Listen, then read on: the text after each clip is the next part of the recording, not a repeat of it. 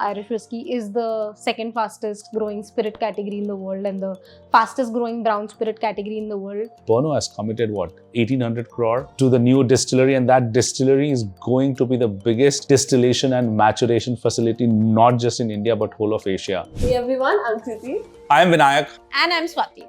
In this video, we are going to talk about some of the upcoming trends that you can expect in the Indian Alcobev scene in 2025. Okay, so Swati, Vinayak, what I've noticed myself is also that the Indian single malt space is growing quite largely. So do you think it's an upcoming trend or is it going to stay in 2025?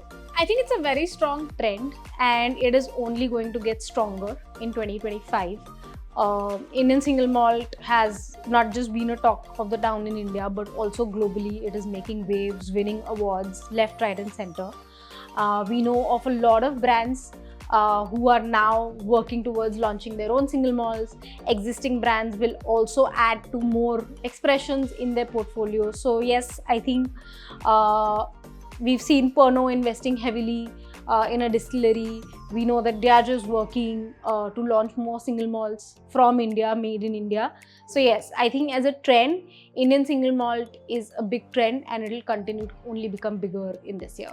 Yeah, because if you look at it so far, I think last year Indri became the largest selling single malt in India, right? And also globally, they became the fastest growing single malt brand in the world. So far, most of the Indian single malt space is getting dominated, or at least for the last year was getting dominated by Indri. So obviously, the likes of Pernod and Diageo and other brands will catch up, and we are definitely going to see a lot more action happening in that space. And also, as Swati said, Pernod has committed 1800 crore.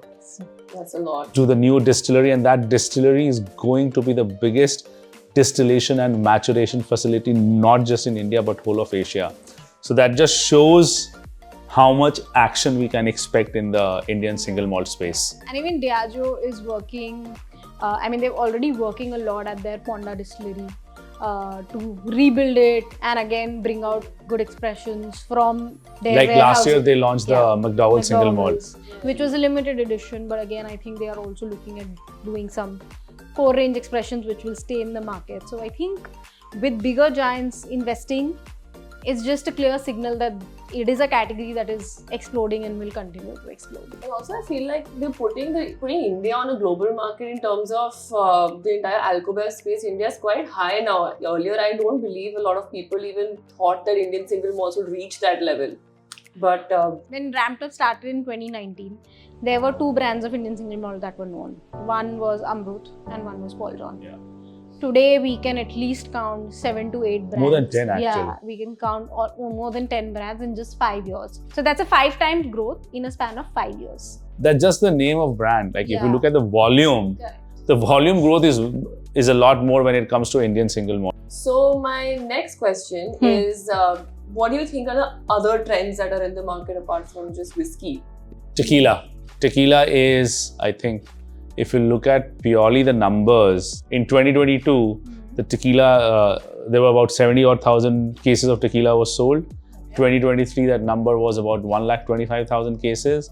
And I think in 2024, you can already expect upwards of 2 lakh cases, at least for tequila. So that shows a huge sort of delta when it comes to, because tequila also has a very low base in India, right?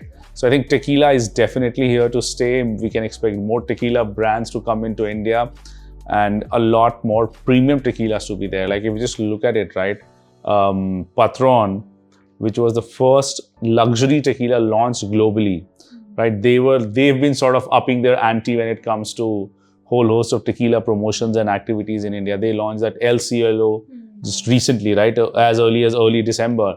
And probably they will launch some more. So I think tequila is definitely the next trend. And I also think it's just not tequila, it's a larger conversation around agave spirits. Yeah. We have seen, 2 years ago, there was hardly any mezcals available. Now you can at least think of 5-6 different kinds of mezcals which are available. And I think that number is only going to grow. But the challenge here with the mezcal growth will not be as big as the tequila, because mezcal is a lot more artisanal product. Just to give which we discussed earlier as well, an agave plant that is matured for tequila is typically 8 to 10 years. Right. For mezcal, it's about 18 to 25 years. And also very limited supply of mezcal. So yes, it will grow, but it may not grow as much as... I don't think I'm talking about volume growth. I am simply talking about availability. Okay. 2 years ago or 3 years ago, there was possibly no mezcal available. Now you have a selection of mezcal available in every trade fair that you see. There are more and more mezcal players coming and promoting it in the Indian market. So definitely some of the existing brands which do not available in India is something that we'll see. So yeah, I think tequila, mezcal and this entire agave trend that is taken over the world is also going to take over India as well. A personal question among your social circle, which is the most consumed tequila or mezcal within your friends that you've seen? That's a very wrong question to ask. People consume what we recommend. Yeah. So typically, I think tequila But people also do introduce Yeah, us they to- introduce us to other stuff, but mostly it's like, if I would say, I think lately it's Jose Cuervo Reserva de la Familia Extra Añejo and also the 1800 Cristalino. Probably also the Don Julio 1942. Yes. I think people that I know of, some of them who like tequila cocktails or mezcal cocktails, also experiment with the blancos because they want to make cocktails out of it. So I think 1800 Blanco, Jose Cuervo Silver are popular choices in general. Yeah, I think when it comes to volume, I doubt any tequila would have more volume in India than the Jose Cuervo Blanco. I mean, just to think of it, that whole family that controls Jose Cuervo 1800, they own about 77 or 80% of the agave fields in Mexico. So, we spoke about tequila and Indian single malt, but there are also so many upcoming trends in terms of different types of whiskies Right. are also coming out. So, like Irish whiskey is something that I've also noticed. So, what's your take on Irish whiskies and bourbons? So again, India is following the suit on Irish whiskies when it comes to global trends also. Irish whiskey is the second fastest growing spirit category in the world and the fastest growing brown spirit category in the world, primarily because Irish whiskey scene is also seeing a big resurgence. There are many more distilleries coming up. We've almost close to 55 distilleries in Ireland now. Again, Irish whiskey is a lot more palatable, approachable because it's triple distilled, lends itself very well to cocktails. Ireland is also looking at India as a big market. So collectively, they are focusing a lot on the Indian consumption story and trying to promote a lot more of Irish whiskies. Like 2-3 years ago, there was only Jameson's. Now you can count more than 5 brands of Irish whiskies that are available. I would like to add something to what Swati said. Yes, we will see a lot of Irish brands coming into India because, see, you have to look at it this way. India is the growth engine globally when it comes to not just alcohol, but a lot of consumer goods, right? So that's where you will see a lot of brands coming in. Now, whether those brands find favor or a spot in a consumer's bar is where the bigger challenge is. So I am not very convinced in terms of how much of a market share a lot of Irish whiskies would be able to snatch from, even for that matter, Jameson. Because also it's not just a factor of Irish whiskey coming and taking share. It's just that even Scotch whiskey is starting to get very aggressive in India. A lot of bigger brands are wanting to promote their expressions or keep India as their focus market, which was something which was not true 5 years ago. Moet Hennessy wants to make India their second biggest market. Second or third? Second biggest market in the next 5 years. Okay. So obviously you will see a lot more of Glenmorangie and Ardbeg coming into India. Again, we know Beam Suntory is becoming very aggressive. So I think it will face that challenge. So also one of the things with Irish whiskies is the ones that are coming to India, most of them are family-owned businesses. Right. So with obviously Scotch brands becoming a lot more aggressive in India, I don't foresee like them capturing a lot of mind share and hence space in bars of consumers. So that's my 2 bits on the Irish whiskies. But yes, it is going to get very, very aggressive. I mean, it will grow. Okay, so moving forward, like I mentioned earlier also, we have bourbon. What do you think if that bourbon is going to be trending in 2025? See, trending is a tough word, but yes, I think, because also what has happened with bourbon in India is there has been no education of the category, right? It's people still think Jack Daniels is a bourbon. So there is a lack of awareness about category. But with Sazerac, which owns a lot of brands, like from like your Buffalo Trace to your Weller to your Sazerac Rye to your Blanton. So they own a whole portfolio of these whiskies. So now with Sazerac becoming aggressive, in fact, their CEO has called India the priority market for them. And they've launched recently Weller. So they have a big portfolio in terms of starting with benchmark number 1, which retails for about $2,500, going all the way up to Sazerac Rye, which is about 11,000 rupees. So they have like 5 different whiskeys, different bourbons. So yes, they're amongst the biggest bourbon players globally.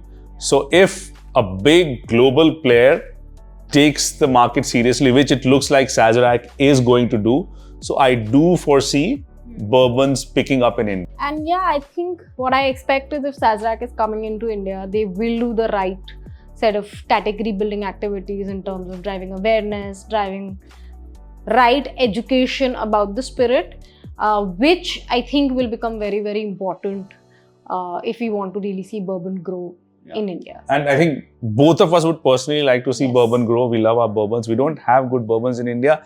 And also, I think what will drive the growth of bourbon is the ever-growing cocktail culture in India, because a lot of classic cocktails initially were made with bourbons. Coming to cocktails, I would now like to bring out the whole Gen Z factor of enjoying cocktails. But I've also noticed that this generation is kind of shifting to a much more healthier lifestyle of going zero-proof spirits. Right. So do you think zero-proof spirits is something that is going to be relevant for the Indian audience, or is it going to be like the health-conscious? Zero proof, I honestly don't foresee being that big in India. Yes, US and Europe. I mean, yes, of course, anything that happens globally also happens here. It may grow slightly, but I don't really foresee them like making the same sort of noise that's coming out of US. So I think I have a slightly different point of view on it. I think firstly, cocktails in itself is a very, very nascent category in India.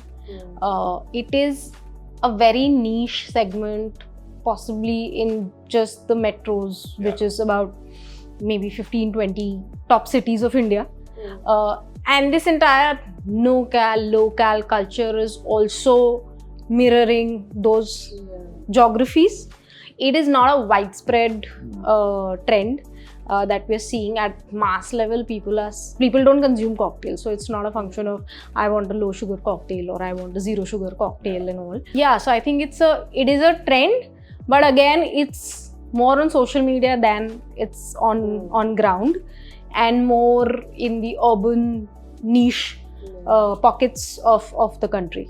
So it's a very South Delhi, South Bombay Exactly, like even trend, if I had to put it. Even in the metros, it's like very, very select geography, whether it's a Delhi or a Bombay or a Bangalore. So like a very niche segment, even in the whole alcohol space. Yes. Any other trend that you think is relevant for 20? I think vodka is definitely making a comeback. yes, And gin wave 2 or wave 3 is over. We're going to see a lot of consolidation of brands. A lot of brands will close down or shut down or will get acquired, because I think tequila and vodka are kind of taking that space of a versatile white spirit which can be had neat or made into cocktails. So I think there's definitely going to be a downturn when it comes to gin. You also mentioned, like, as you said, that gin going down, a lot of limited edition releases in a lot of brands with celebrities is also coming up. That is also an upcoming trend. Yeah, so I think it's going to be an interesting 2025. A lot of trends on a downturn and a lot of trends new trends emerging and exploding. So we'll see what happens. as long as we get good spirits to drink, we'll always be happy. So with that, we come to the end of our video. I hope you really enjoyed it. And if you see any upcoming trends in 2025, let us know in the comments below. And do not forget to like, share and subscribe to our channel.